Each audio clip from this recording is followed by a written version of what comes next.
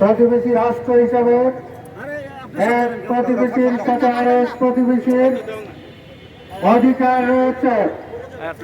আমরা চাই ভারত আমাদের সাথে প্রতিবেশী সুলভ আচরণ করবে, কিন্তু শুষ্ক মৌসুমে পানি আটকে তারা আমাদেরকে পানি শূন্য করে দেয়, আর বর্ষার মৌসুমে বাঁধ খুলে দিয়ে অকাল বন্যায় বাংলাদেশের উত্তর পূর্বাঞ্চলকে তারা ভাসিয়ে দেয়। আমাদের ফারাক্কা খুলে দিলে আমাদের সেই পদ্মা যমুনার পানিতে মানুষ প্লাবিত হয়ে পড়ে। 54টি নদী ভারত থেকে বাংলাদেশ হয়ে বঙ্গোপসাগরে প্রবাহিত হয়েছে, তার 30টিতে তারা বাঁধ নির্মাণ করেছে।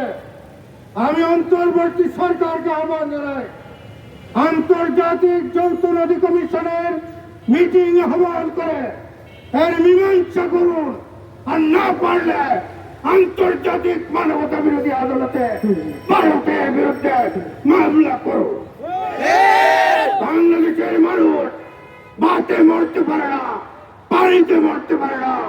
এই জাতীয় ঐক্যবদ্ধ ভাবে বন্যা দুর্গত সমস্ত মানুষের পাশে দাঁড়াবার জন্য আমি উদাত্ত আহ্বান জানাই। সবাই তাদের পাশে দাঁড়ায়।